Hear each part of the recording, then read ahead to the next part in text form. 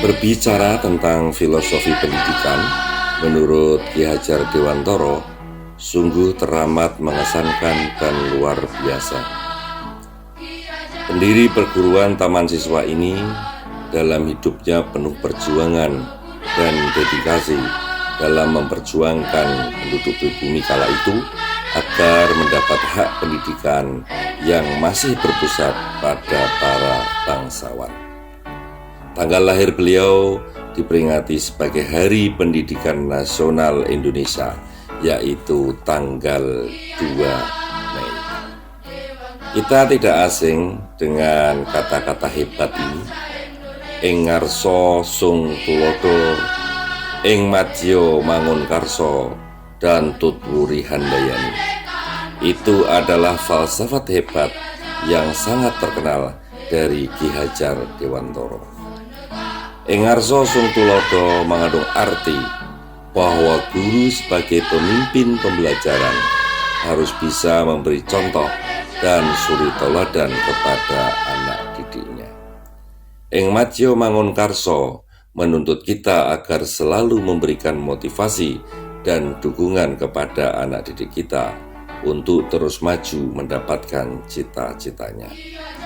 Sedangkan tutwuri handayani menuntun kita untuk selalu mendampingi, mendorong anak didik kita untuk mewujudkan cita-citanya sesuai dengan bakat dan minatnya.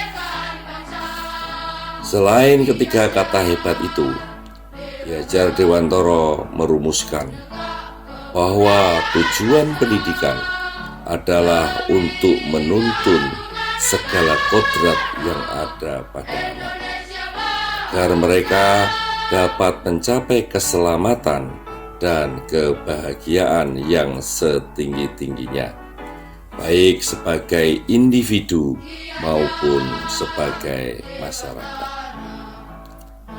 Dalam menuntun laku dan pertumbuhan anak, Ki Hajar Dewantoro memberikan metafora kepada kita, ilmu seorang petani.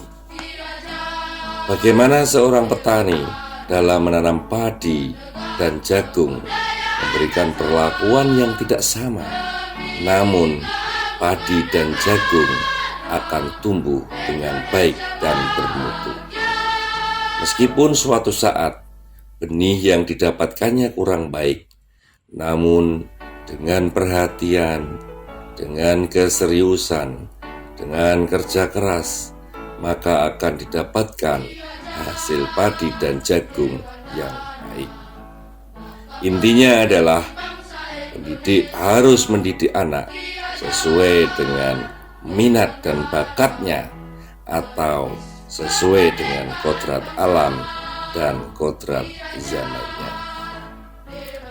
Dalam memaknai kodrat zaman, kita sepakat bahwa anak didik kita harus memiliki kemampuan-kemampuan yang dibutuhkan di abad 21 ini, baik berupa pengetahuan maupun keterampilan. Sedangkan kodrat alam mengandung pengertian bahwa kultur antara barat, antara timur, maupun antara tengah tentunya berbeda-beda, sehingga dalam mendidik anak harus melakukan adaptasi. Pada zamannya, Ki Hajar Dewantoro sudah memiliki perspektif global dalam memandang pendidikan. Pengaruh dari luar disaring dan disesuaikan dengan sosial budaya dan kearifan lokal penduduk pribumi saat itu. Pengaruh luar akan memberikan isi dan irama dari kearifan lokal yang ada. Kekuatan sosial budaya yang beragam merupakan kekuatan kodrat zaman dan kodrat alam dalam mendidik anak didik kita. Filsafat Ki Hajar Dewantoro yang tidak kalah terkenal yaitu asas trikon pendidikan. Yang pertama adalah kontinu. Artinya, Dalam menuntun ilmu, kita harus berkelanjutan dan terus-menerus. Apa yang kita capai sekarang adalah perjuangan yang telah kita lakukan sebelumnya. Apa yang kita lakukan hari ini akan menuai di masa mendatang. Begitu seterusnya akan berputar. Lakukan perubahan meskipun hanya sedikit. Convergen. Dalam menuntut ilmu, kita harus belajar dari manapun, belajar dari siapapun, bahkan sampai ke negara lain. Jangan menutup diri sehingga kemampuan kita menjadi stagnan.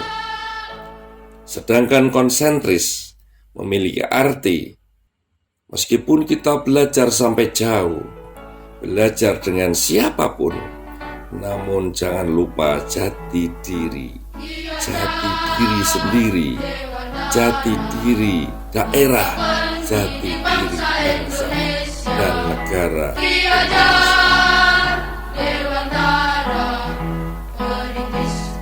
Filsafat dan pemikiran Ki Hajar Dewantara akan selalu hidup sepanjang masa.